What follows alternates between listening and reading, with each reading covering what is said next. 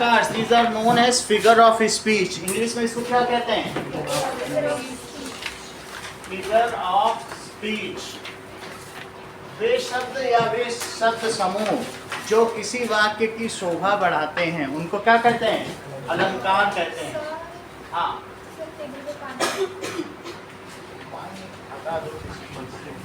ये लो, एसी का पानी है। वे शब्द या शब्द समूह जो क्या करते हैं? किसी वाक्य की शोभा बढ़ाते हैं। काव्य की शोभा, वाक्य काव्य लिखो। काव्य की शोभा बढ़ाते हैं, अलंकार कहलाते हैं।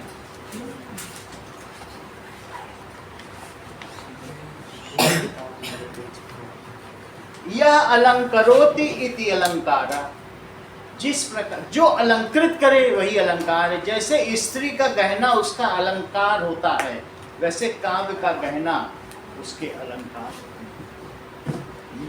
यह अलंकरोति, जो अलंकृत करे, इति अलंकार। सो नाउ अलंकार दो प्रकार के होते हैं।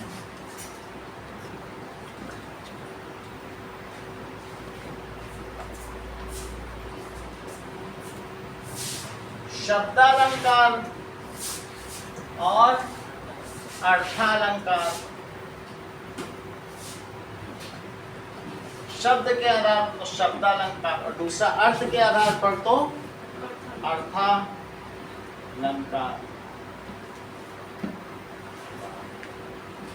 अर्थ प्लस अलंकार और शब्द प्लस अलंकार। शब्द के आधार पर अगर काव्य की शोभा बढ़ती है तो उसे शब्दालंकार कहते हैं। शब्द के आधार पर बढ़े।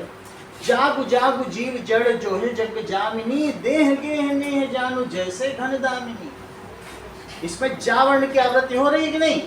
जागु जागु जीव जड़ जोहे जग जामिनी, देह गेह नेह जानू जैसे घन दामिनी। हाट बाट कोट ओट अट्टनी आगारी पौरी दौरी दौरी खौरी खौरी दीनी अति आग है। जब चले थे हनुमान जी, हर जगह हाट बाट कोट अट्टालिका सब जगह ऐसे आग लगा दी, दीनी अति आग है। तो यहाँ पर आप क्या देख रहे हैं? किस वर्ण की आवृत्ति हो रही है? इसमें आप देख रहे हैं किसी न किसी वर्ण की टा वर्ण की आवृत्ति हो रही है। तो इस प्रकार जब किसी वर्ण की आवृत्ति होती है तो उसे क्या कहते हैं? अनुप्रास अलंकार, या इंग्लिश में उसे एलिट्रेशन कहते हैं। क्या कहते हैं? एलिट्रेशन इंग्लिश में। सर आपने जो अभी ये बोला वो है क्या? अभी बता रहा है। अनुप्रास अलंकार, जैसे इन्होंने कहा कि अनुप्रास अलंकार किसी वर्ण की आवृत्ति हुई तो उस चीज को क्या कहेंगे? बार बार उसकी, तो उससे शोभा बढ़ जाती काव्य की। तो दैट इज अनुप्रास अलंकार। यमक हो गया और तीसरा क्या हो गया? श्लेष। और इसमें 8 अलंकार हैं जिसमें कुछ आपको बताए जाएंगे। तो पहले उपमा और दूसरा है रूपक। बाकी तो और कई तरीके के हैं, उत्प्रेक्षा अलंकार और बहुत तरीके के। तो अभी हम लेकिन कुछ ही लेंगे जैसा आपके रूप में। उपमा, उपमा को सिमिली कहते हैं और रूपक को मेटाफर, दैट इज रूपक। तो अब ये चारों अलंकार हम देखेंगे। अनुप्रास देखेंगे, यमक देखेंगे और उपमा और रूपक। ये चारों देखो, यदि शब्दों के आधार पर वाक्य की शोभा बढ़े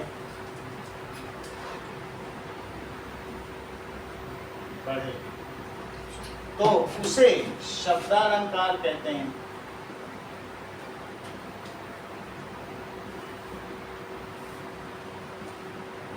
शब्द क्या है? तो शब्द पे बढ़ा सकते उसका अतिशयोक्ति अलंकार भी होता है। वो सभी 4 ही इनके में। अब इनका जो है, अब कल पेपर है ना, तो इन्हीं की सुनी जाएगी। जो ही कहेंगे उतना ही हम करेंगे, वरना तो उसके 8 हैं और इसके 3 हैं, लेकिन वैसे नहीं कर रहे ना। तो अब देखो, जैसे कि इसके कई भेद हैं। अनुप्रास अलंकार,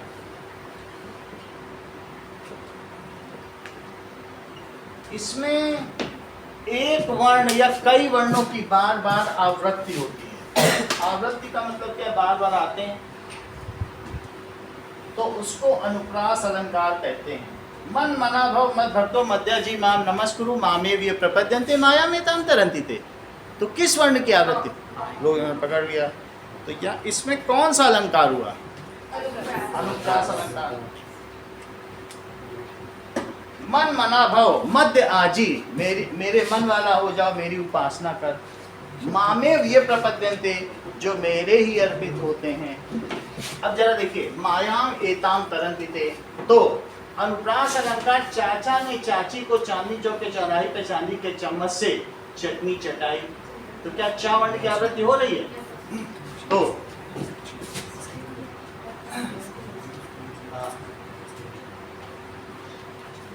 यहाँ हाँ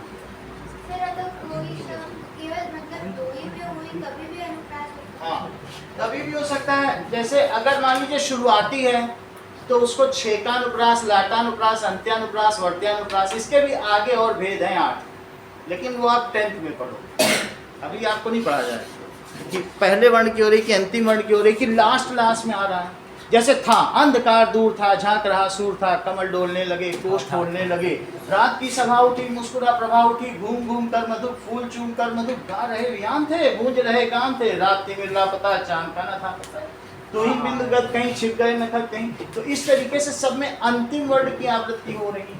अंधकार दूर था, अंत्यानुप्रास, कहीं भी अगर हो रही, प्रथम वर्ण की आवृत्ति हो रही हो, अंतिम वर्ण की आवृत्ति हो रही, तो आवृत्ति हो रही हो, तो उसको क्या कहेंगे? अनुप्रास अलंकार। हाँ बोलिए।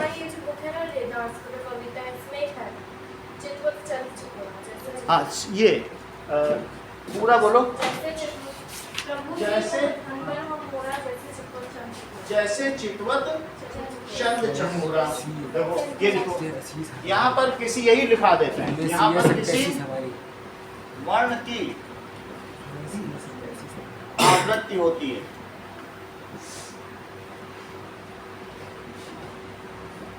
जैसे कि आना ने बताया, चारु चंद्र की चंचल किरणें खेल रही थी जलथल में, अस्वच्छ चांदनी बिछी हुई थी अवनी और अंबरतल में। चारु चंद्र, सुंदर चंद्रमा की चंचल किरणें पानी में हिल डुल रही, चंद्रमा दिख रहा था पानी में, खेल रही थी जलथल में, अस्वच्छ चांदनी बिछी हुई थी अवनी में, धरती पे और अंबरतल में।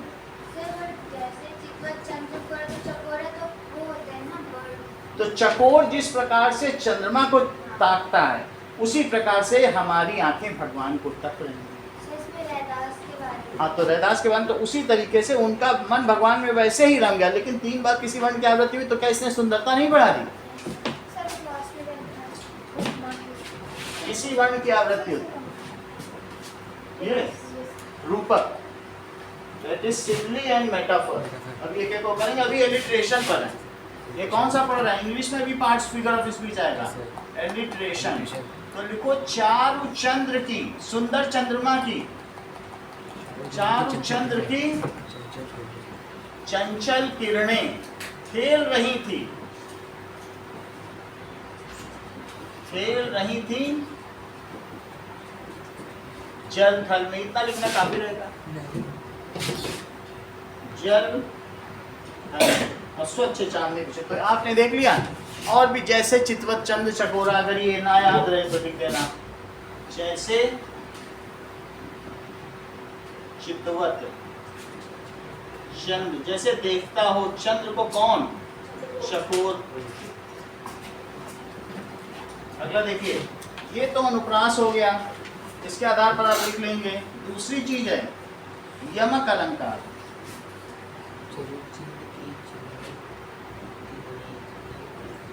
यमक अलंकार में एक शब्द 2 बार तो आता है, लेकिन दोनों के अर्थ अलग अलग होते हैं। माला फेरत जुग गया, गया न मन का फेर, और कर का मन का डाल के मन का फेर। तो यहाँ पर शब्द की आवृत्ति तो होती है, लेकिन हर शब्द के अलग अलग अर्थ होते हैं, समझे? जैसे कि सर ये फर्स्ट वाले का जो आपने एग्जांपल दिया, उसके अंदर वो चंदू की तरह वाला नहीं कर सकते? कर सकते हैं, वो तो भाई बता ही दिया। काली घटा का घमंड घटा, अब वो भी इसमें आ जाएगा। तो शब्द की आवृत्ति होती है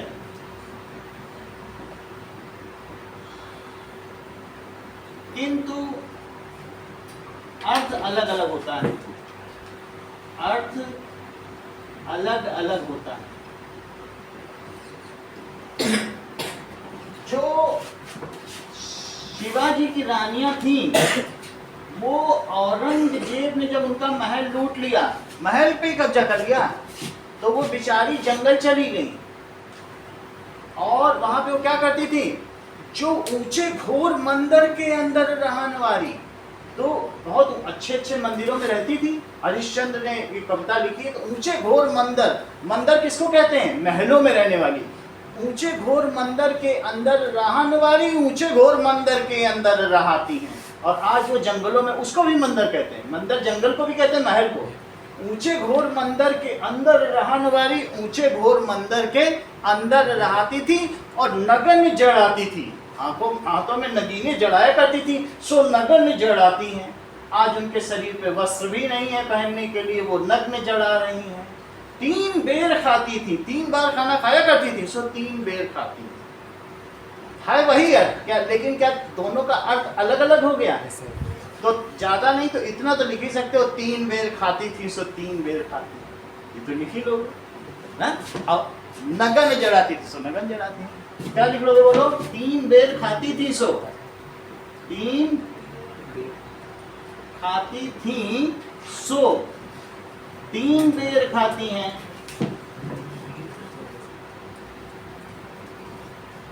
तो एक हो जाएगा। यहाँ पहले बेर का मतलब है उतनी बार से है, और दूसरे बेर का मतलब फल से है। यहाँ बेर वर्ण की आवृत्ति हुई है, तो बेर वर्ण शब्द की आवृत्ति हुई है। ऐसे भी कह सकते हैं कि जो दल हार जाएगा उसे हार बनाया जाएगा। हाँ, सिर्फ तो पहले बेर का अर्थ, पहले बेर का अर्थ बार से है, बार यानी टाइम्स से है, और दूसरे बेर का अर्थ, बेर का अर्थ फल से है। काली घटा का घमंड घटा,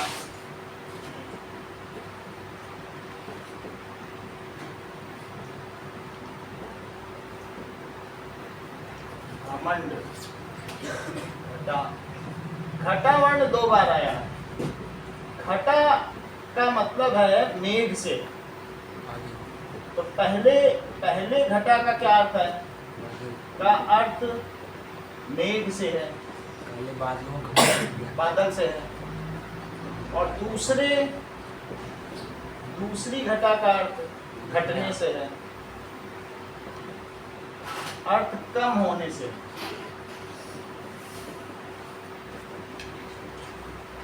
तो यहाँ पर किसने बताया? जो भगवान है ना घनश्याम, उनके बाल ही घनश्याम है, बादलों जैसे। जब उन्होंने बाल ऐसे हिलाए तो काली घटा का घमंड ही घटे। लाम की मानिंद गेसु हैं मेरे घनश्याम के, काफिर हैं वो लोग जो बंदे नहीं इस लाम के। तो भगवान मतलब उनके घन इतने काले हैं, तो उसके बारे में बताइए।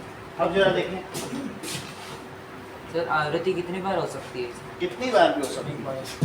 सर इसको इंग्लिश में क्या कहते हैं? ऐसा इंग्लिश में देखना पड़ेगा, इंग्लिश में इसके कोई पैरेलल में नहीं है। होमोफोन्स, हाँ होमोफोन्स कह सकते हैं। अगर होमोफोन्स का कोई उदाहरण हो तो देख लेंगे। अभी हम लोग इसको देखेंगे यमक अलंकार के उदाहरण।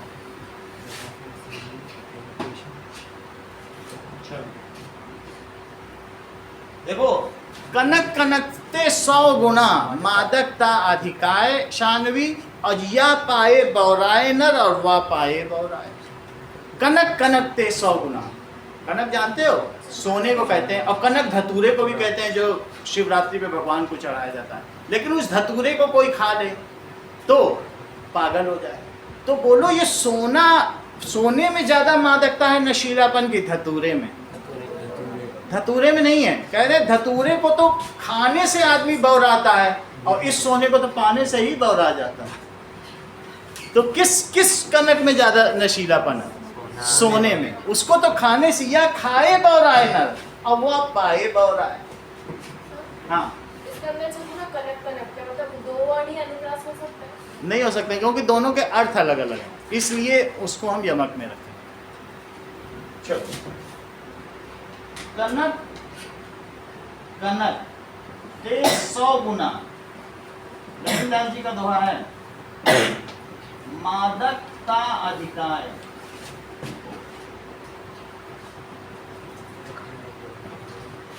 या खाए बौराए नर, किसको खाने से? पहले वाले को, पहले वाले को खा ले, धतूरे को, या खाए बौराए नर, और वा पाए बौराए। बौराए का मतलब पागल होने से है, तो जो कनक एक है उसका अर्थ किससे है? धतूरा।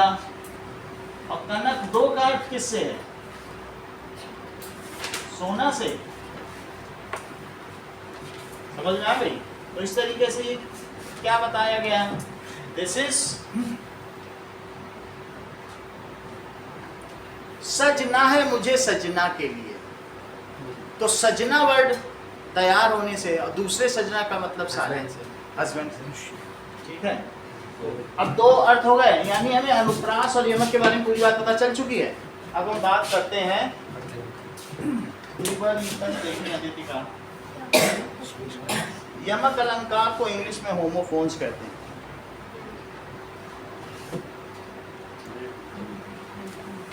यमक अलंकार को जो ऐसा कुछ है नहीं, इसमें कई बार देखना पड़ेगा। इंग्लिश के भी इसके पहले उदाहरण, इंग्लिश का भी मैं आपको फिगर ऑफ स्पीच अलग से दिखाऊंगा, तब बताऊंगा ना। अर्थालंकार, अर्थालंकार में ऐसे रत्ती नहीं होती है, जरा देखिए, श्लेष भी बता देना।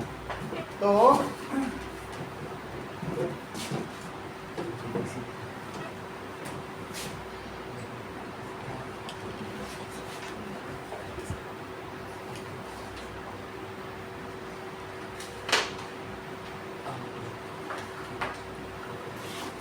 श्लेष अलंकार, श्लेष अलंकार क्या है?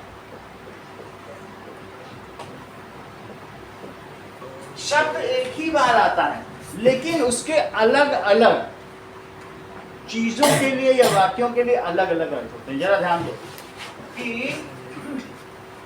रहीमन, अब इसका हम दिखाएंगे, रहीमन पानी राखिए, बिन पानी सब सून, बिन पानी सब सून, पानी गए न उबरे, पानी गए न उबरे, मोती मानुष चून, मोती मानुष चून। रहीमदास जी कहते हैं कि पानी तो रखना ही चाहिए, पानी बहुत महत्वपूर्ण है। तो इस पानी के अलग अलग अर्थ हैं, मोती के लिए अलग है, मनुष्य के लिए अलग है। यदि मोती की पॉलिश निकल गई, मोती के लिए पानी कहते हैं, मोती का तो पानी ही उतर गया है, तो मोती की पॉलिश निकल गई, फिर मोती की कोई कीमत नहीं है। और आदमी का पानी उतर गया, शर्म ही चली गई, लज्जा ही चली गई, तो उस व्यक्ति की फिर कोई इज्जत नहीं समाज में। तो आदमी लज्जा करता है तो उसी हिसाब से सब काम करता है, लेकिन जिस व्यक्ति का सम्मान या लज्जा ही चली गई, लज्जा भी गहना होता है किसी में, तो उसका भी। और इसी तरह चूना, एक बार चूने का पानी उतर सूख गया, वो चूना फिर उसमें कितना भी पानी डालो, जैसे तुम कह दो ये तो चूना में पोता, चलो फिर से पानी डाल के निकलेगा, फिर घोल के पोत देंगे, फिर से थोड़ी पोत पाओगे, पानी तो उतर उड़ गया। एक बार उड़ने के बाद चूना मर जाता है, फिर उसके बाद उसमें जान बचती है? नहीं बच सकती है। तो इसलिए क्या कहा गया है यहाँ, पानी का अर्थ किसके लिए? मोती के लिए किससे है बताओ? पॉलिश से। मनुष्य के लिए लज्जा से है, मनुष्य के लिए लज्जा से है। और चूने के लिए, चूने के लिए चूने के पानी से, यानी लाइम वाटर से, चूने के पानी लाइम वाटर से। तो पॉलिश के लिए कुछ और इसको उस टाइम तो पॉलिश नहीं, पॉलिश तो है ही है।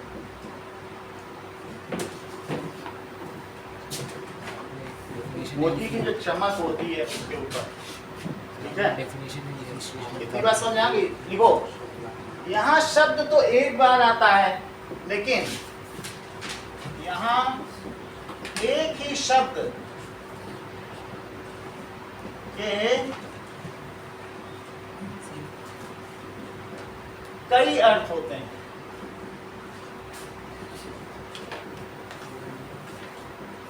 ठीक है, एक ही शब्द के क्या होंगे?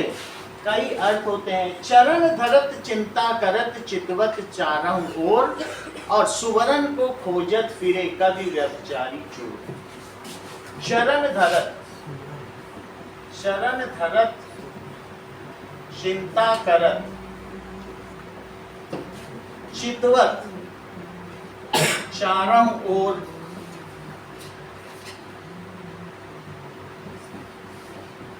सुवर्ण को खोजत फिरे।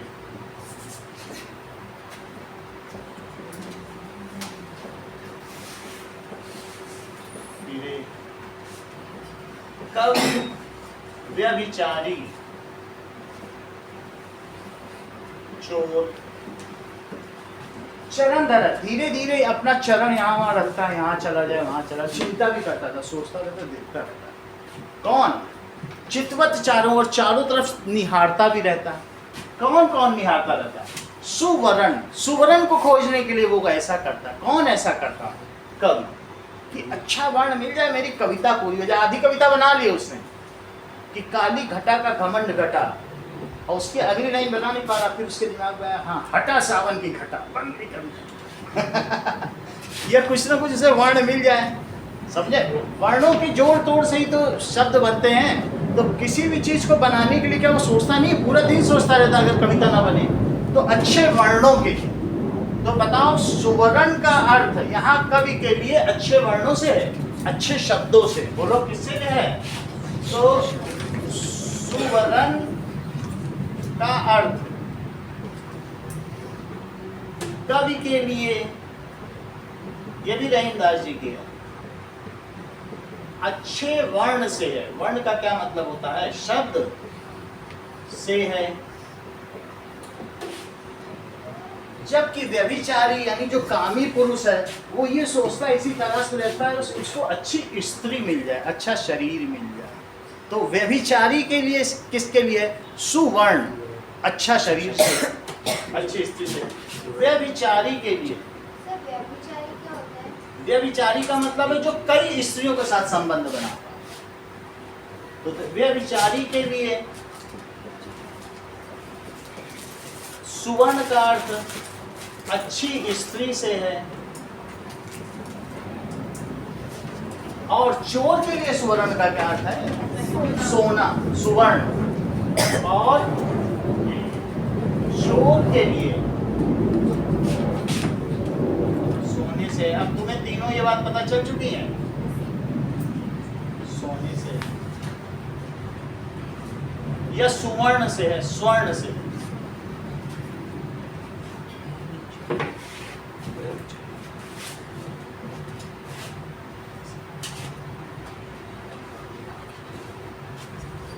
अगला देखो, अर्थालंकार।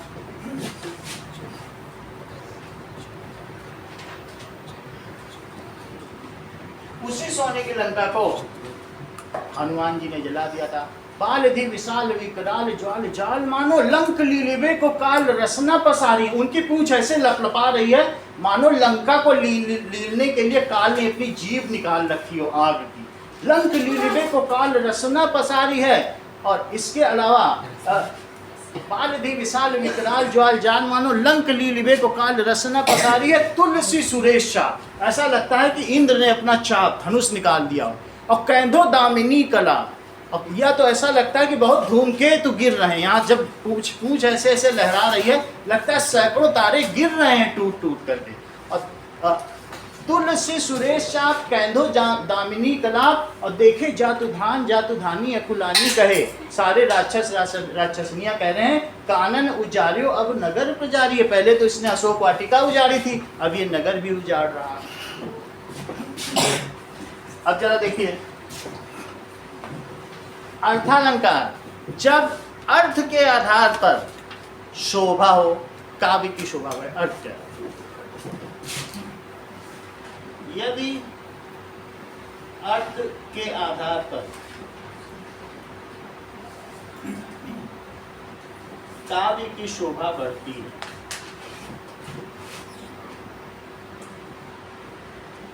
तो उसे क्या कहते हैं? तो अर्थालंकार कहते हैं।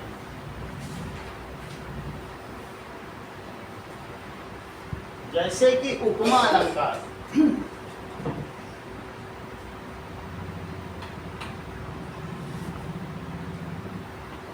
अब देखो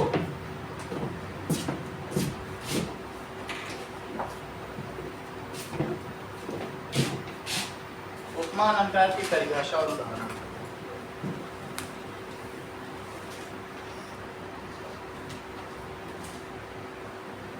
देखो, किसी वस्तु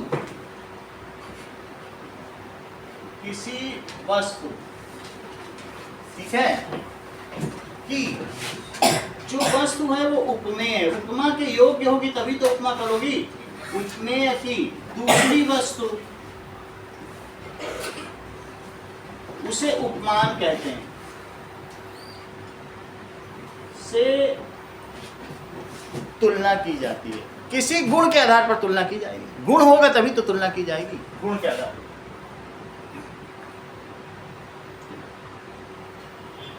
आधार पर गुण क्या कहलाएगा? समान धर्म।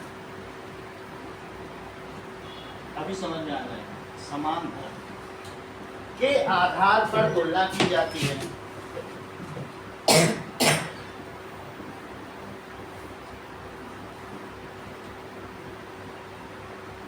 आधार पर तुलना की जाती है और इसमें वाचक शब्द का इस्तेमाल होता है। इसमें वाचक शब्द का प्रयोग होता है।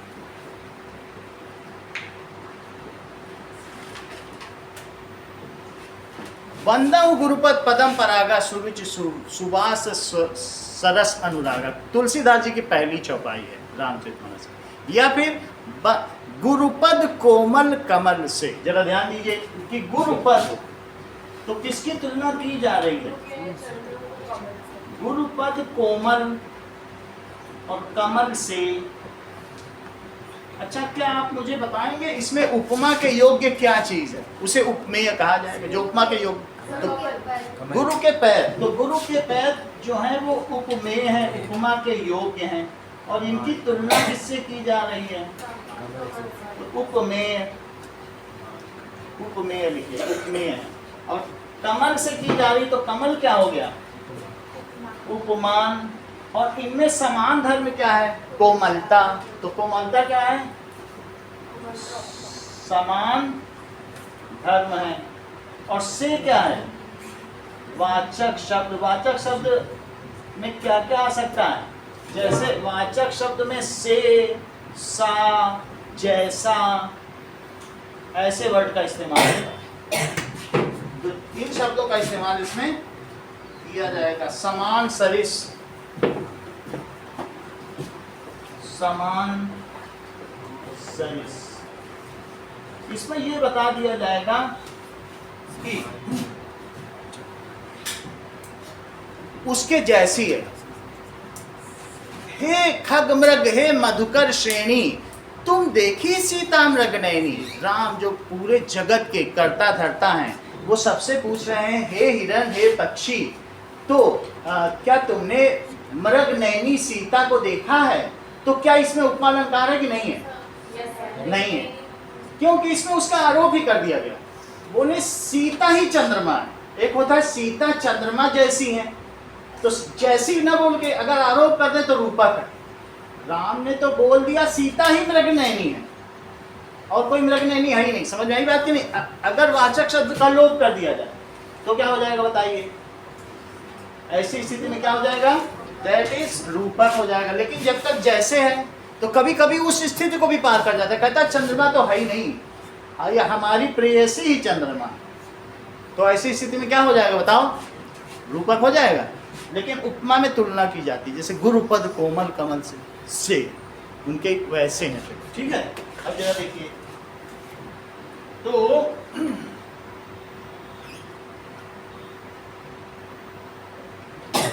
नील गगन सा शांत हृदय था सो रहा, तो यहाँ सा वर्ड लगा है। जैसे नील गगन शांत होता है, उसमें कोई बादलों की हलचल नहीं होती है, तो ऐसे क्या किया जा सकता है, नील गगन पूरा उसमें नहीं आ पा रहा होगा ना, आगे ये नीचे का नहीं आया सर, नीचे का नहीं आ रहा।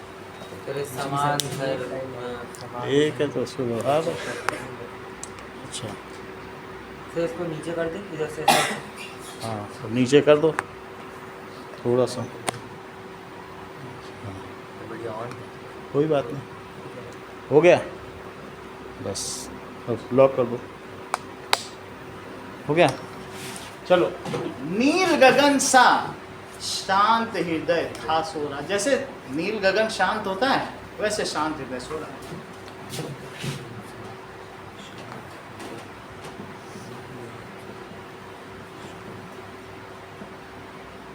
हृदय था सो रहा,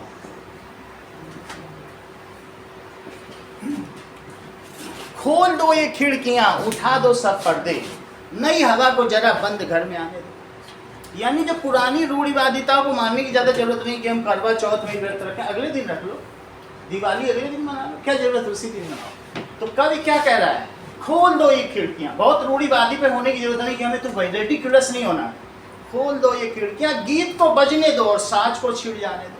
वैसे होता क्या है, साज बजता है गीत छिड़ता है, उल्टा भी हो जाने दो। कभी उठने दो, मंदिर से भी अजान की आवाज़, कवि की कल्पना है, मंदिर से अजान अल्लाह निकले और मस्जिद में घंटियों को गनगनाने दो और मस्जिद में भगवान की पूजा। कभी जमीन को भी उठने दो अपने पाँवों पर और कभी आसमान की बाहों को भी झुक जाने दो, उल्टा भी होने दो। कभी थमने दो मीरा की थिरकती पायल, ये भी क्या है कि मीरा नृत्य करती रहें और गौतम बुद्ध शांत अवस्था में ध्यान करते रहें। कभी थमने दो मीरा की थिरकती पायल और गौतम के सधे पाँव बहक जाने दो, गौतम को नृत्य करने दो और मीरा को ध्यान करने दो। उसको खोने दो जो कभी पास तेरे था ही नहीं, जिसको खोया ही नहीं उसको फिर से पाने दो।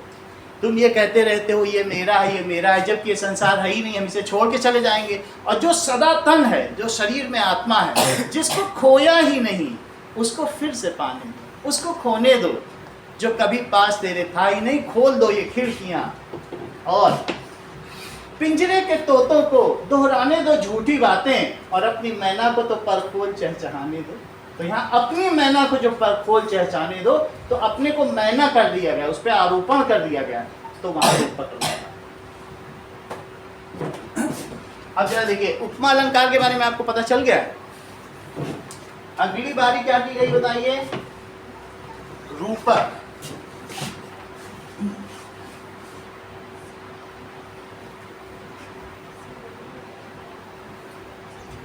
देखिए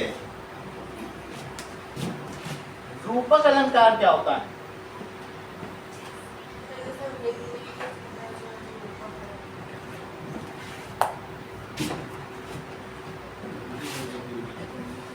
उदित उदय गिरिमंच पर प्रकटे बाल पतंग।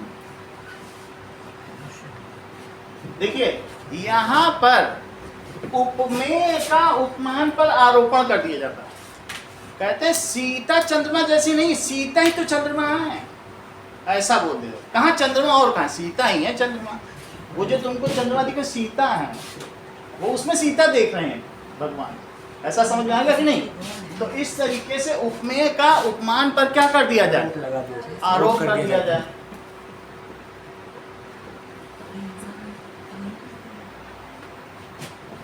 उपमेय का उपमान पर आरोप।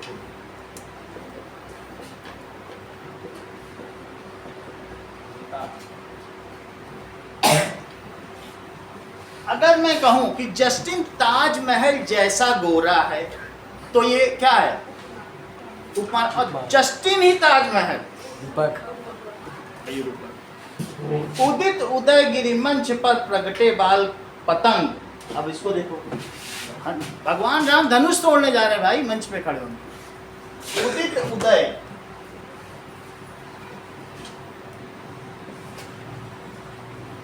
गिरि मंच पर रघुबर बाल पतंग। 4 रूपक हैं तुलसीदास जी की, आप इससे शैली पता कर सकते हो कि कितनी पकड़ है उनके अलंकार। उनकी अगर रामचरितमानस पकड़ ली तो भरे पड़े हैं अलंकार, ऐसा हर दूसरी लाइन में अलंकार। पढ़ने में पता चलता है कि कहाँ से देखो। उदित उदय, इसमें 4 रूपक डाल दिए। रघुवर बाल पतंग, सिर्फ जब उन्होंने सीता जी के आभूषणों की चर्चा की, 3 पेज ले लिए, उनके कुंदन की चर्चा, उनके हार की चर्चा, कितनी महीन महीन बातें कैसे जानते होंगे, कैसे जानते, इतना डिटेल कहाँ से पता चल जाता है। सर एक और है। हाँ। पायो जी मैंने राम रतन धन ये भी कर पाया। देते हैं। और विकसे संत सरोज, तो वही जरूर अभी लिखाएंगे। विकसे संत सरोज सब हर्षे लोचन भ्रंग।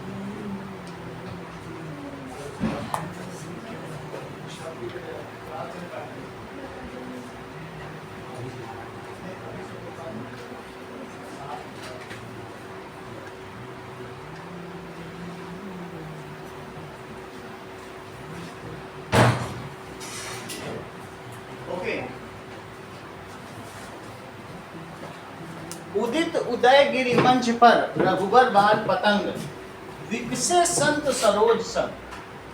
विकसे संत सरोज सब हर्षे लोचन भ्रंग।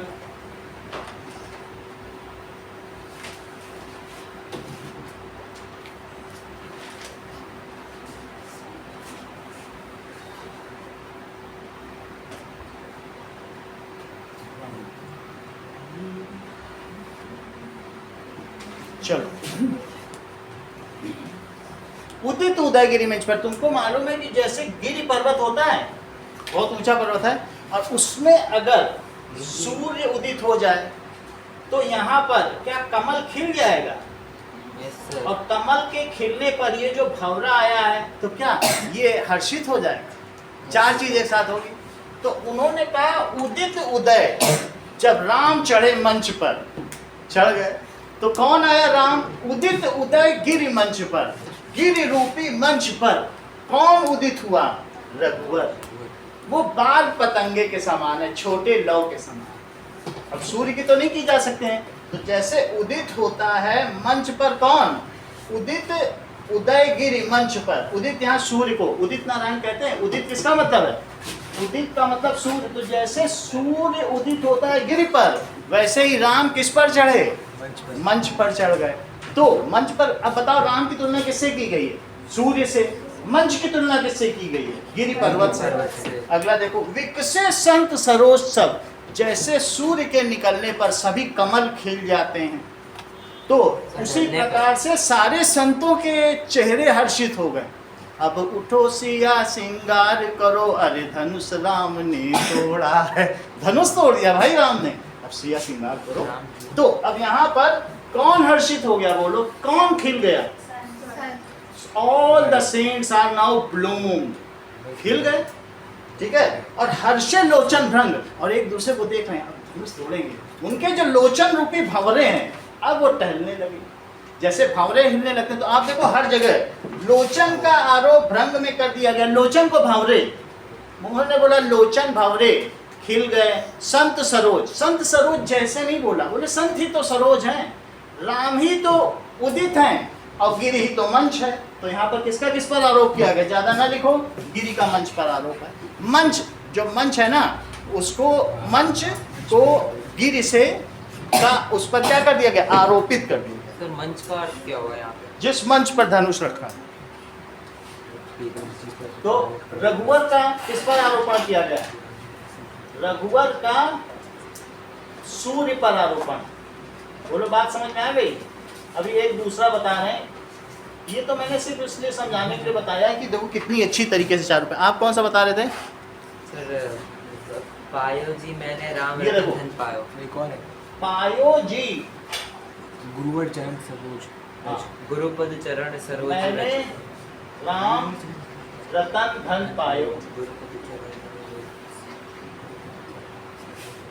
ऐसा पायो, पायो जी मैंने राम रतन धन पायो, वस्तु अमोलिक दी मेरे सतगुरु, कृपा कर अपना। ये किसका गाया हुआ भजन है?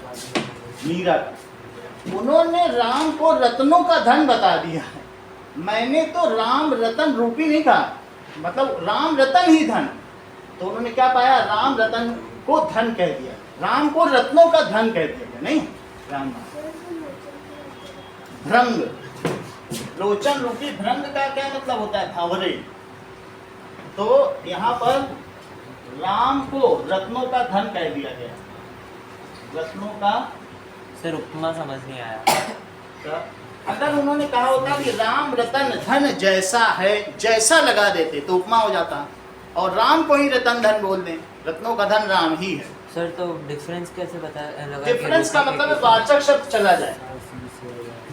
सुंदर बदन कलाधर जैसे, जैसे लग जाए, और ये कहते सुंदर बदन कलाधर है, तो रूपक जैसे हटा दें, जैसे के हट जाने से उस पर आरोप हो गया, वो दोनों एक ही हो जाए। समझ में आया कि नहीं? तो तुम देखी सीता मृग नैनी, सीता ही मृग नैनी, तो धन कहा गया। सर वाचक शब्द कौन कौन से होते हैं? जैसे सम, जैसे सा, ऐसा लगा दिया जाए। जैसे कहा जाए कि चांद सा सुंदर चेहरा, चांद है चेहरा तुम्हारा, तो रूप है, चांद सा लग गया, तो समझ आया कि नहीं? दोनों में फर्क है। बदला देखो, अब हम देखेंगे समास।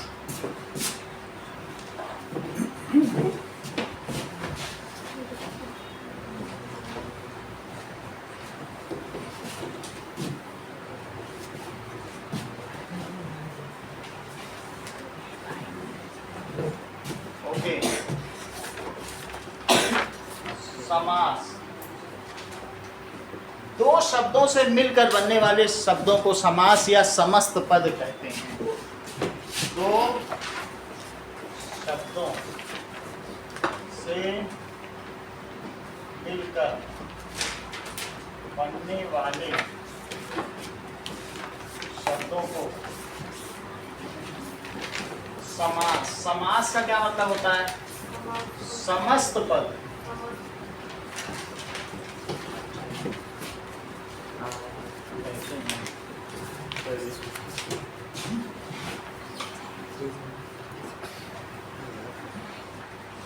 देखिए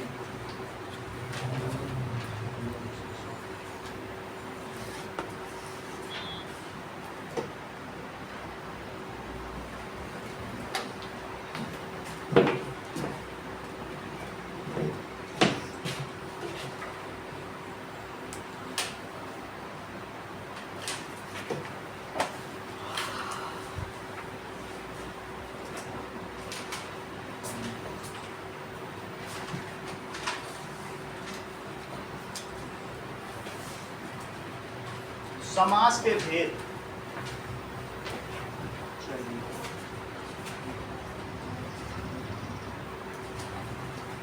इसके कई अलग अलग हैं।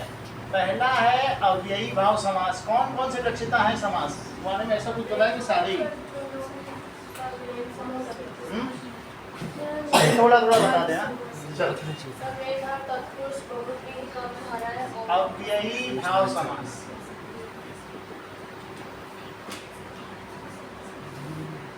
ओके,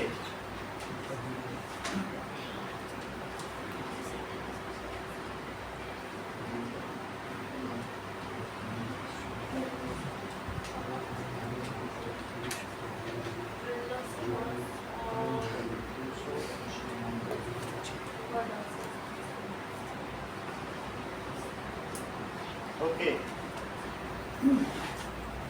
देखिए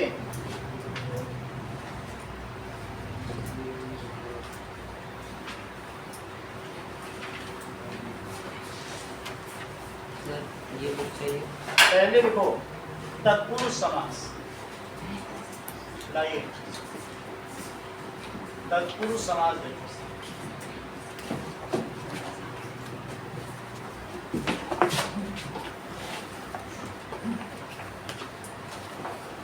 तत्पुरुष समास में समस्त पद का दूसरा पद प्रधान होता है। इसमें समस्त पद का दूसरा पद प्रधान और पहला शब्द गौड़ है। जैसे कि अकाल पीड़ित, सबसे बड़ी बात है वो पीड़ित है, फिर वो किसी से भी हो, उसका चीज क्या है बताइए कि पीड़ित है ना, ये ज्यादा प्रमुख है। किससे पीड़ित है वो तो बाद में देख लेंगे। तो प्रमुख यहाँ पर क्या है? दिशान, पीड़ित। तो यहाँ जो प्रथम शब्द है वो गौड़ है और दूसरा शब्द क्या है बताइए? प्रधान। दूसरा पद ये है ना, ये प्रथम पद है और ये कैसा है? दूसरा पद। तो प्रथम पद गौड़ है, it is subsidiary, however this is the main. तो यहाँ दूसरा पद प्रधान है। एक दो और से समझो, ये चीज प्रधान है दूसरा पद और ये गौड़ है।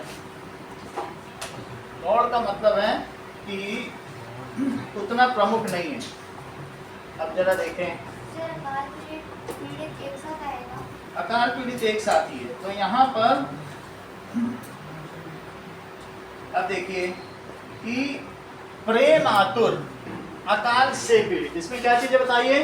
अकाल से पीड़ित। तो जैसे कई चीज होती है कि अगर आपसे पूछा जाए कर्ता ने कर्म को करण से, कर्म को करण से, कर्ता ने कर्म को करण से संप्रदान के लिए, अपादान से, अपादान से, संबंध का के, संबंध का के और अधिकरण, अधिकरण में पर जरा ध्यान दीजिए। तो यहाँ पर अकाल से पीड़ित, इसका अर्थ क्या है? अकाल से पीड़ित, भुखमरी से पीड़ित है, खाने को नहीं मिल रहा। इसलिए ये किस प्रकार का सृष्टि तत्पुरुष समास बताइए?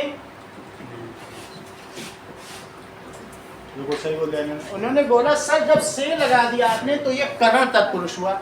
इस प्रकार से तत्पुरुष समास के साथ भेद हैं।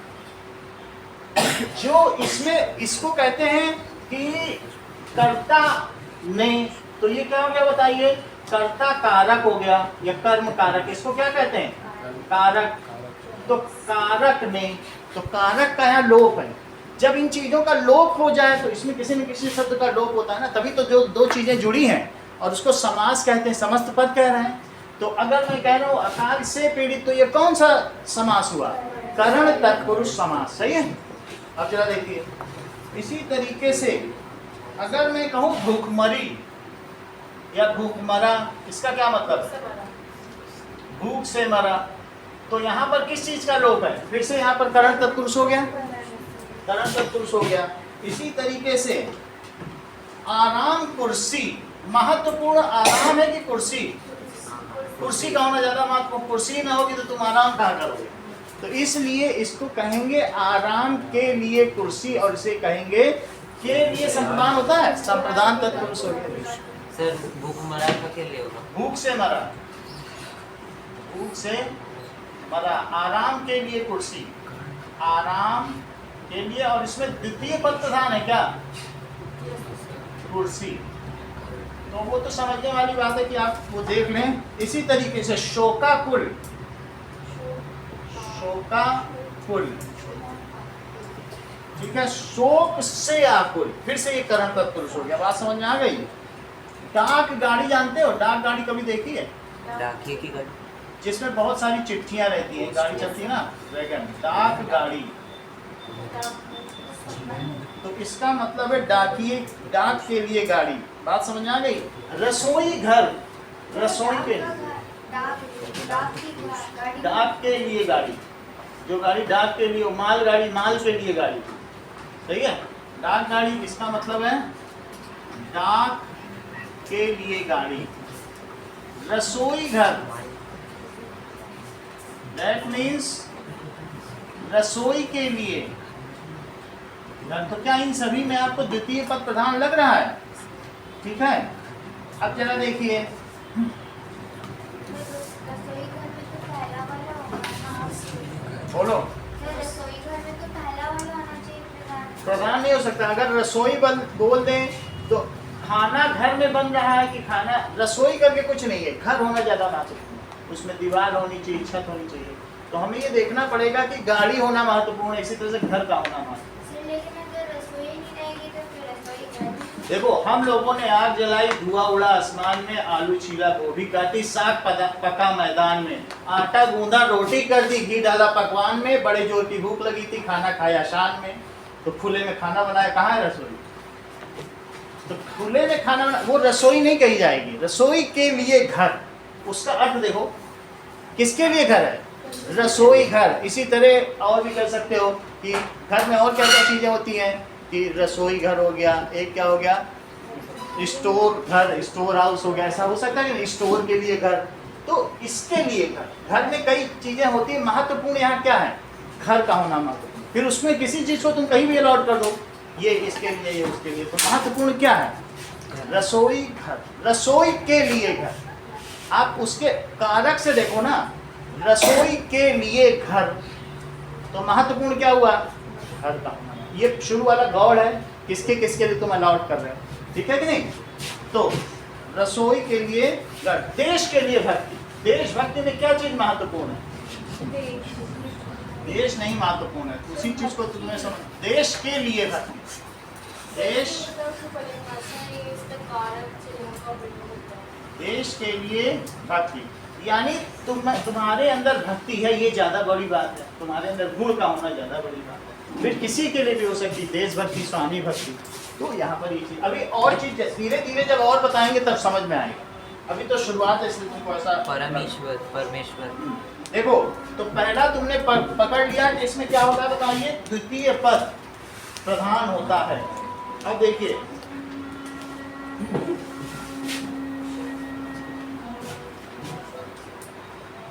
तो इसमें दो पद हैं, एक पूर्व पद है, उत्तर पद। तो तुम चाहे तो द्वितीय पद भी लिख सकते हो, या इसे कह सकते हो उत्तर पद।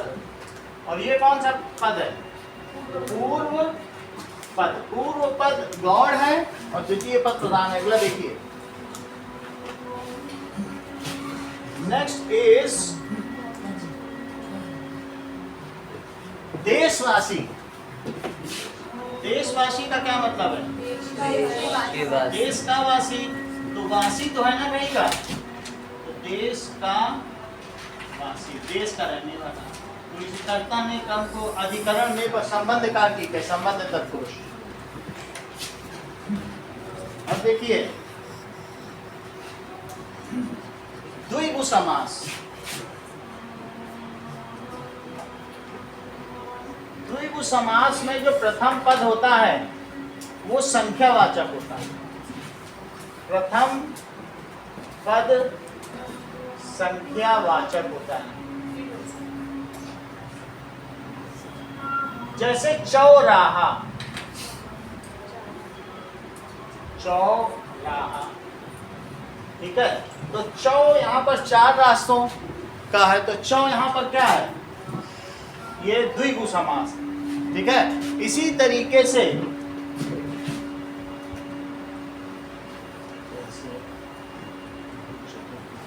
षटभुज, इसको क्या कहेंगे? षटभुज, हेक्सागन, जिसमें त्रिभुज, चतुर्भुज, पंचभुज, षटभुज, सप्तभुज, अष्टभुज, नौभुज, दसभुज। तो षटभुज का क्या मतलब है? हेक्सागन। तो 6 साइड है तो षटभुज कह दिया गया। ऐसे ही नवरात्रि, 9 रात्रि, 9 रातों का समूह है। सप्ताह, सप्ताह में फिर दूसरे का नहीं पढ़ पा रहे हैं ना। सप्ताह नहीं, ताह का मतलब तो कुछ नहीं होता ना, या ताह का मतलब दिन होते हो तो हम माने, दोनों का अर्थ निकलना चाहिए। सप्त तो है लेकिन उसके आह जो उसके आगे क्या उसका अर्थ दिन होते हैं, नहीं होते ना, इसमें हम लोग कंफर्म नहीं, इसलिए नहीं लिखे। दोनों का मतलब चौराहा, 4 रास्ते, ऐसा हो सकता है। ठीक है कि नहीं? अब देखिए इसी तरीके से हम क्या ये कह सकते हैं दशानन, इसमें नहीं कह सकते क्योंकि उसका अर्थ नहीं निकलना चाहिए विशेष। अगर वो अर्थ निकल गया तो बहुब्रीहि में चला जाए। इनमें से इनके किसी का कुछ खास अर्थ नहीं है ना। अब अगर उनके कुछ अलग से अर्थ ना निकलते हो, अगर उनके विशेष अर्थ हों, तो ऐसे कोई कह दे कि हम तो 10 शब्द लगा के आ गए, क्या तुम दशानन हो गए? नहीं, क्योंकि दशानन तो रावण को कहा जाएगा। तो उनके विशेष अर्थ निकल जाने पे ऐसे क्या हो बताइए? त्रिमुखी, तो त्रिमुखी तो भगवान शिव हैं, तो तुम नहीं कह सकते। चतुर्भुज भी नहीं कह सकते क्योंकि वो तो ब्रह्मा है। बात समझ में आ रही कि नहीं? तो हमें ये ध्यान देना होगा क्या उनके विशेष अर्थ तो नहीं निकल रहे हैं। त्रिभुज, त्रिभुज, नवरात्रि का तो कुछ ऐसा अर्थ नहीं निकलता। नवरात्रि का समूह इनका फेस्टिवल है, लेकिन नवरात्रि के समूह को नवरात्रि कहा गया। वो बनाते हैं लेकिन वो किसी भगवान से या किसी के नाम पर किसी को पर्सोनिफाई तो नहीं कर रहा है ना। हाँ बोलो। त्रिलोचन नहीं कह सकते, त्रिलोचन क्योंकि फिर वो शिव के लिए हो जाएगा। अब आगे देखो, तो नवरात्रि का समूह हो गया। आगे देखिए पंजाब, पंजाब, तो इसको कहेंगे पंज प्लस आब। आब का मतलब पानी और 5, तो 5 नदियों का जल जिसमें हो, तो 5, तो रावी, सतलुज, और इसी तरीके से और भी कौन कौन सी हैं?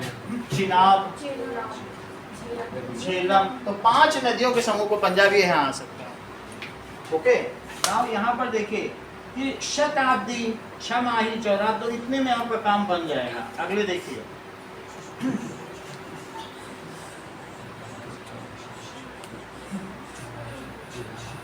कर्मधारय समास, कर्मधारय समास, जो प्रथम पद है देखिए,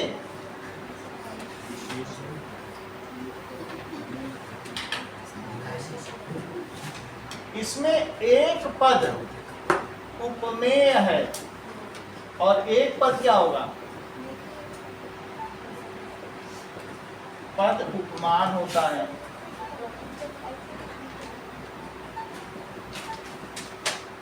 जैसे कि यहाँ पर कुबुद्धि, कुबुद्धि का क्या मतलब है? या दुर्बुद्धि। तो आप ये देखिए कि इसमें एक विशेषण होता है, ठीक है, और जिसकी विशेषता बताई जाए उसको विशेष कहते हैं, तो ये विशेष है। तो इसमें ये दिखाया जा रहा है कि खराब बुद्धि, कुबुद्धि, ठीक है कि नहीं? तो एक विशेषण होता है और जिसकी विशेषता बताई जाती है उसको विशेष कहते हैं। तो प्रथम पद विशेषण होगा, प्रथम पद विशेषण, तथा उत्तर पद विशेष। एक और देखिए, जैसे कि का पुरुष, कायर है जो पुरुष, बुद्धि है जिसकी बुद्धि भ्रष्ट है, भ्रष्ट है बुद्धि जिसकी, कायर है जो पुरुष। हाँ, कायर है जो पुरुष, तो जो पुरुष विशेष है और उसकी विशेषता क्या है? कायरता। जो प्रथम पद विशेषण है कायरता, यानी यहाँ पे कावर्ड पीपल, तो वो चीज क्या हो जाएगी? कर्मधारय, ठीक है? अब अगर पीतांबर यहाँ लिख सकते हैं, देखेंगे, लेकिन पीतांबर का क्या अर्थ, ऐसा तो नहीं राम से नहीं निकलना चाहिए, तब तक लिख सकते हैं, पीला है जो, वो भी हम लिखा देते हैं। अब जरा देखो इसी तरीके से देखो, नीलांबर, नीलांबर, नीला है जो अंबर। तो क्या ब्लू स्काई है, तो क्या ब्लू इसमें एडजेक्टिव है? सर एक एडजेक्टिव होना चाहिए, एक नाउन होना चाहिए। तो नीला है जो अंबर। नील दही बड़ा, दही में डूबा है जो बड़ा, दही बड़ा।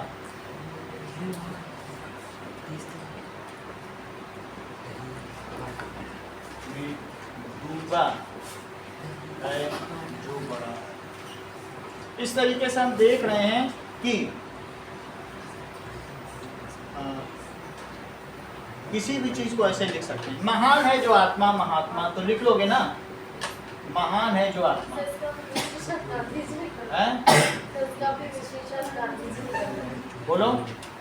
सर, महात्मा को तो सर उसका भी विशेषण शायद गांधी जी ने कर दिया। नहीं नहीं, ऐसा नहीं है। महात्मा किसी को भी बोलते हैं, वो तो उनको उपाधि दी गई है। तो जैसे वास्तव में हम इन चीज़ों से बचते हैं। इन्होंने पीताम्बर बोला है, लेकिन पीताम्बर भगवान राम को कहते हैं, तो वो सब आएंगे बहुब्री में। मैंने इसमें नहीं लिखा, इसमें लिखा भी नहीं, नहीं तो लिखा होता। ठीक है कि नहीं?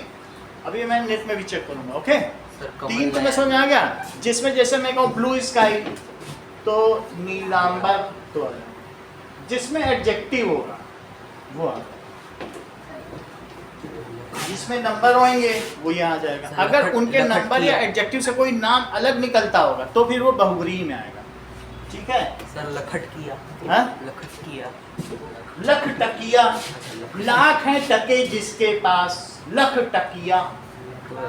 टाटा की लख टकिया कार नैनो, लाख रुपए की जो कार आती है, नैनो को लख टकिया कहा जाता है कि नहीं? लाख टके की कार, लाख रुपए की कार। टका कहाँ चलता है? बांग्लादेश में। तो बांग्लादेश की करेंसी क्या है? टका। टका वहाँ रुपया को कहते हैं। तो लाख टके की कार कौन सी थी? नैनो। और बंगालियों ने डुबो दिया। और जब वहाँ पे उन्होंने खोला टाटा ने, हम ही काम ना कर बे, हम ही बैठे रहो बे, वो बैठे रह गए। काम ही इतने आलसी लोग हैं, वो सारा वहाँ पर ही वामपंथी लोग हैं, लेफ्टिस्ट, हंसिया तौड़ा से पूरा उसी ने डुबा दिया। रातों रात वो गुजरात लेके पहुंचे, तब तक उनका इतने लाख करोड़ का घाटा हो गया। उन्होंने बोला नैनो कोई बंद करो। अब बंगाल में तो फिर उसके बाद किसी भी इंडस्ट्रियलिस्ट ने बंगाल में कुछ नहीं बोला। बोलो इतने कामचोर लोग हैं वहाँ, हम ही काम ना कर बे, हमार ऑर्गेनाइजेशन अच्छे। अब ममता बनर्जी ने और साथ दे दिया। हमारे आदमियों को कुछ बोला तो हम तुमको देख लें। अगर इंडस्ट्रियलिस्ट आया, पैसा कमाने आया है, तुम काम ही नहीं करेंगे क्या वहाँ के लोग? चुपचाप वो रातों रात लेके निकले, बोले जितना माल समेट सको छोड़ो, जो बचे जाने दो। तभी तो नैनो डूब गई, और कोई नहीं। आगे देखो, सर कृपा बंगाल अब जरा देखो, वहाँ पर वामपंथियों ने खराब किया। और रहे जैसे हमारा होने तो कहीं पर, लेकिन है तो जो सच्चाई हो गई। हम भी वहाँ रहे हैं, या बाग बोगरा में रहे, ऐसे ही है।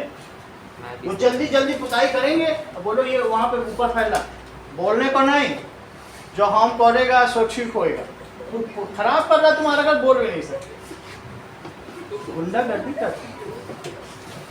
हमारे ही वहाँ पे कर रहा है रूम में, बोलने पर नहीं, शाम को पैसा देने का।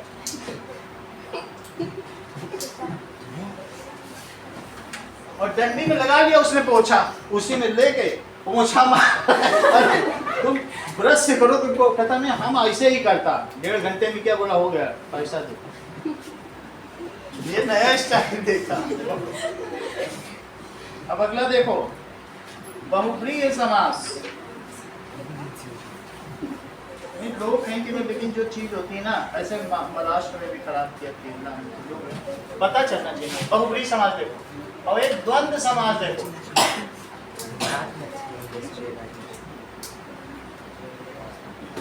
बिहार के लोग नहीं खराब, लेकिन बिहार की जो स्थिति डाउन तो है ही है ना। इससे तो वास्तविकता से क्या चीजें मोड़ी जा सकती नहीं ना। जो फैक्ट है वो तो है ना। राज्य ऊपर नीचे होते हैं, वहाँ की कौन पॉलिटिशियन उसके आधार पर। द्वंद्व समास दोनों पद प्रधान होते हैं, माता पिता, माता और पिता, इसमें कोई एक प्रमुख नहीं। लाइन लगती इसमें वो हाइपोथेटिकल माता पिता, तो माता और पद प्रधान है, दोनों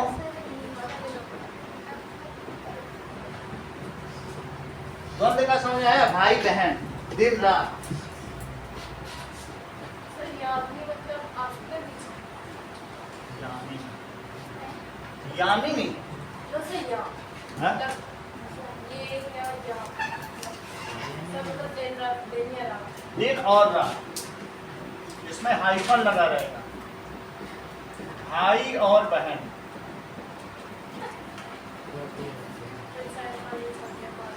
दिन और रात। इसमें योजक और का लोप होता है, that is and conjunction is omitted. किसका लोप रहता है? योजक चिन्ह और का लोप होता है। सही हमेशा एक दूसरे का उल्टा होता है। ऐसा नहीं होता है, ऐसा नहीं होता है। ये दीज आर कॉम्प्लीमेंट्री, जो एक दूसरे के पूरक होते हैं। इनके बिना वो चीज पूरी ही नहीं होती। उल्टे नहीं होते हैं, बल्कि किस चीज के होते हैं? दैट इज दाल बाटी। हाँ, तो दाल और बाटी इस तरीके से होगा, चल जाएगा। तो द्वंद्व समास तुम्हें समझ में आ गया ना? आगे देखो, नेक्स्ट इज चाय पाई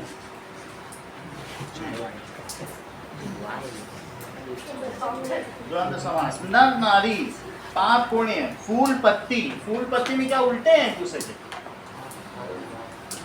फूल पत्ती, इसको क्या कहेंगे? फूल और पत्ती।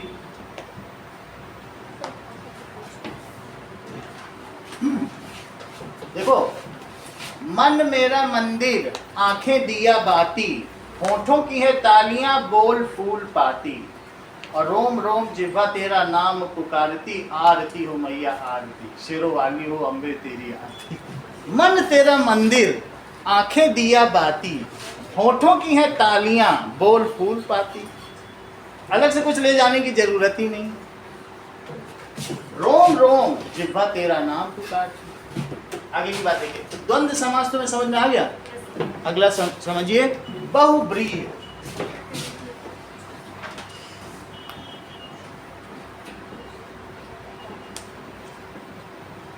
बहुब्रीहि समास।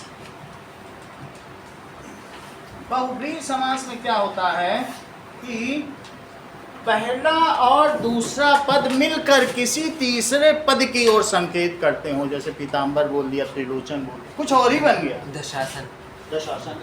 तो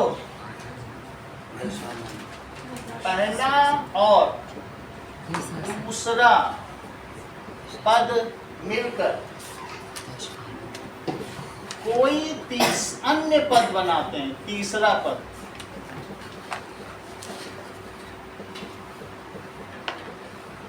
जैसे कि नीलकंठ। नीलकंठ किसे कहते हैं? क्योंकि उन्होंने जब सागर मंथन का विष पिया था तो गले में जहर रोक लिया था, तो उससे उनका गला नीला पड़ गया था। नीला है कंठ जिसका, लेकिन इसका मतलब हर एक को नीलकंठ नहीं कह सकते हैं। नीला है कंठ जिसका, तो वो कौन कहलाए? शिव। ठीक है। अब देखो, चतुर्भुज, चार है भुजाएं जिसकी, भगवान विष्णु। मोर को भी तो नीलकंठ है। ऐसा कहा जा सकता है, नीलकंठ वैसे बोलने को कहा जाएगा, लेकिन जब भी नीलकंठ कहा जाएगा तो भगवान शिव का ये नाम है, उन्हीं के नाम, उसको किसी और समास में नहीं रखा जाए। चतुर्भुज, चार हैं, चार भुजाएं। चतुर्भुज किसको कहती हो? चतुरानन किसे कहती हो? सर जिसके चार भुजाएं होती हैं वो चतुर्भुज, और सर दूसरा बता दें कि ब्रह्मा जी चतुरानन। ब्रह्मा जी के जहाँ भी फोटो चार सर है कि नहीं, पूरी बात है, चार वेद दिए हैं हाथों में। तो चतुरानन चतुर्भुज कौन है? लो, इन्होंने पूरी बात कही कि चार भुजाएं भगवान विष्णु के हैं। तो चार हैं, आनंद जिसके, आनंद का मतलब शिव। तो ब्रह्मा,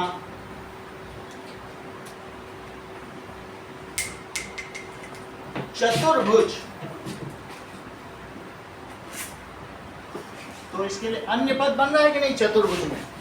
4 है भुजाएं जिसकी, जिसमें एक शंख चक्र गदा और चौथे में क्या रहता है? सुदर्शन। शंख चक्र सुदर्शन हो गया, गदा, और एक में और क्या रहता है? पुष्प, कमल ना। हाँ यही है। 4 है भुजाएं जिसकी।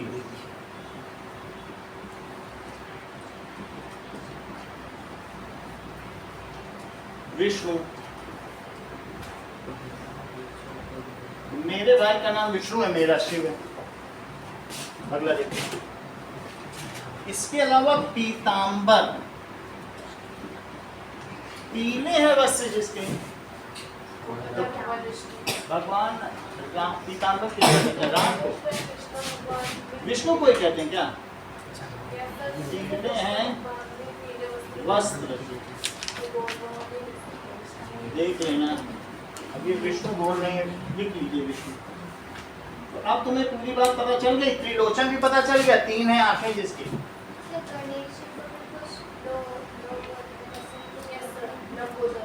लंबोदर, ठीक है। तो त्रिलोचन, 3 नयनों वाला, 3 नयन है जिसके, शिव। लंबोदर, ऐसे कुछ भी लिख लेना अपने मन से, बहुत सारे हैं। अब हम देखते हैं अव्ययी भाव समास।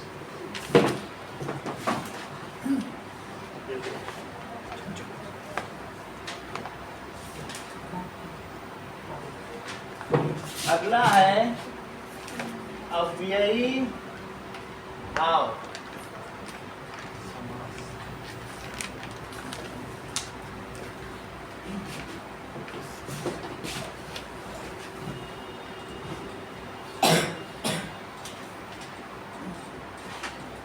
अव्यय को इंग्लिश में कहते हैं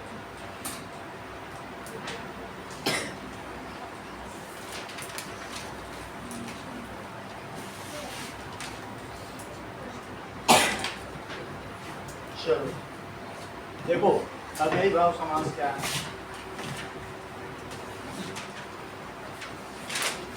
जैसे कि मैं धीरे धीरे चलता हूं, तुम चलते हो, वह चलती है, वे चलते हैं। बोलो बात समझ आ गई? ये भी कह सकते हैं कि वे चलते थे और हम चलेंगे।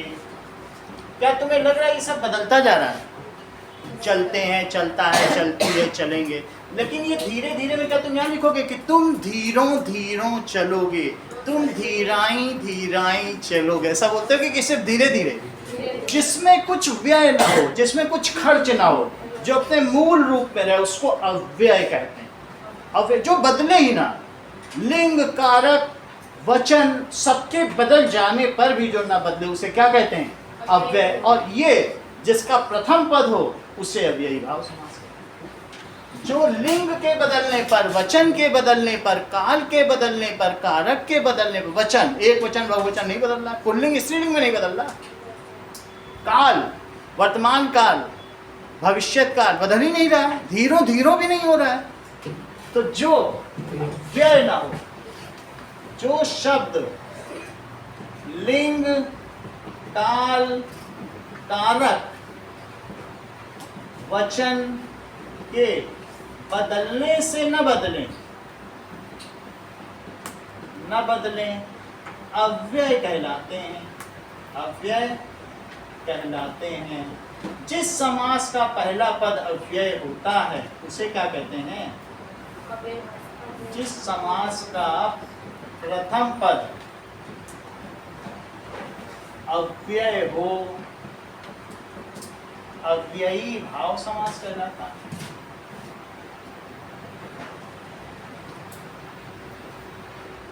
ध्यान दें। तो जैसे कि आजीवन, आजीवन, तो आजीवन का क्या मतलब है? जन्म से लेकर, लेकिन ये अव्यय है, आ बदलेगा नहीं। जैसे आजीवन की जगह तुम अगर आमरण भी लगा दोगे तो क्या आ बदल गया? मरने तक। तो जीवन पर्यंत, पूरे जीवन या मरने तक। तो क्या तुम इसमें पहचान पा रहे हो कि ये जो आ लग गया ये अव्यय है, ये बदलता नहीं है। इसी तरीके से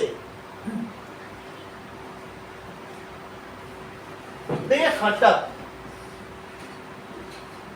ये बे नहीं बदलेगा, बेरोग, ठीक है, या बेरोजगार, ऐसा कुछ भी हो सकता है। तो क्या बे बदला है? बेकार। तो ये सब चीजों में बिना काम का। तो यहाँ अव्यय तुम्हें पता चल रहा है, बे तो नहीं बदल रहा है ना, कि किन्हीं की चीजों के बदलने से बदल गया है। कोई भी जो मतलब शब्द इसमें उपसर्ग होता है उससे हम अव्यय भाव ही लेते हैं। हाँ, अगर मान लीजिए कि उपसर्ग भी हो सकता है, उपसर्ग के बारे में भी हम बता देते हैं आपको कि उपसर्ग का भी बता दें। लेकिन प्रथम पद इसमें क्या होता है बताइए? प्रथम पद अव्यय होता है। अब जरा देखो, तो ये कह सकते हैं कि जो इसमें उपसर्ग है वही अव्यय हो जाता है। लेकिन उपसर्ग में कुछ चीज़ें बदल जाती हैं। उपसर्ग अभी हम पढ़ाएंगे तो उसमें थोड़ा थोड़ा चेंज होता है। आप इनकी टेक्निक से भी समझ सकते हैं कि ये वेरीफाई कर रही हैं इस बार। अब हम लोग भी देख लें, जब निष्ठा से करें समझो कि यस इट इज़ करेक्ट, वो वेरीफाई कर देती है बात, और नहीं होगा फिर नहीं करती है टेक्निक। अब जरा देखो, प्रतिदिन, प्रतिवर्ष, ओके, समझ में आ गई समास। अब हम आगे की बात करते हैं कि उपसर्ग क्या होता है। चलो, तो उपसर्ग और प्रत्यय के बारे में समझें, दोनों चीजें समझें।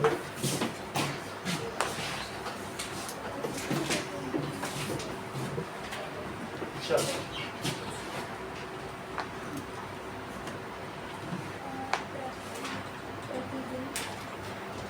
प्रत्यय और उपसर्ग क्या होती है?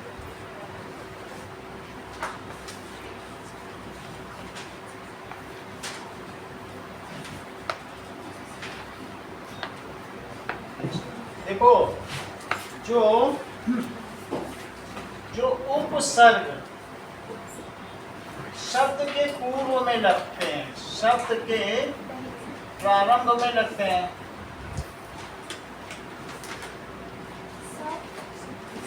कॉपी में इसकी एग्जांपल्स हो सकते हैं।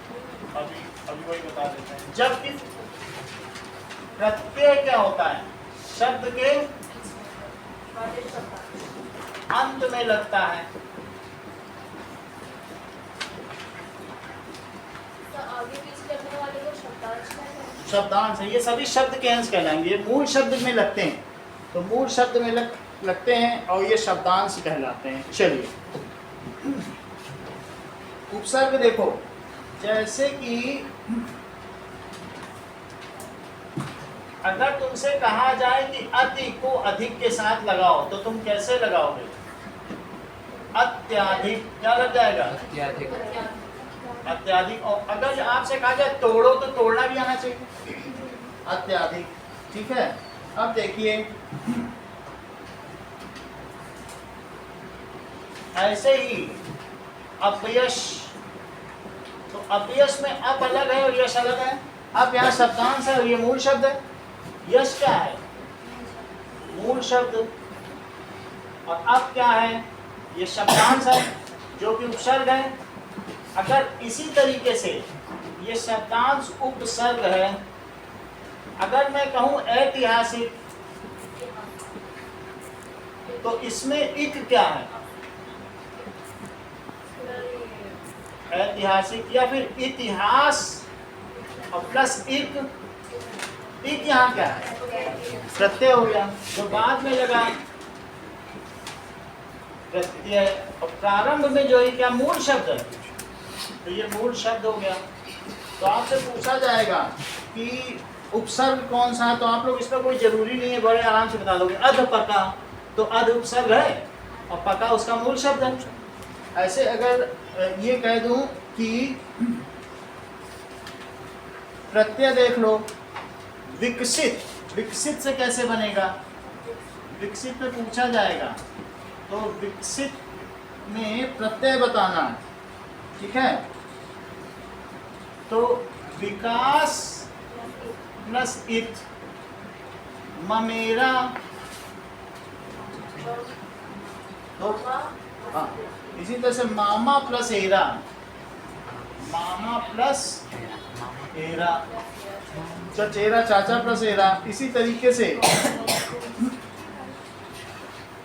अब देखो अपमानित, सर एरा का ये हिंदी के शब्द हैं। अब जरा अपमानित का मतलब समझो। अप प्लस मान और प्लस इत। अब यहाँ पर है उपसर्ग और मान है मूल शब्द और इत क्या है? प्रत्यय। तो इसको पढ़ लेना जो जो स्कूल में लिखाए गए हैं, ठीक है, उसके आधार पर हो जाएगा। देखिए एक चीज और थी, अर्थ के आधार पर बाकी के नाउ। अब देखो ये क्या है, कृतवाच्य और कर्तवाच्य भाववाच्य सब नहीं है, अभी नहीं आ रहा, इतना ही रखो।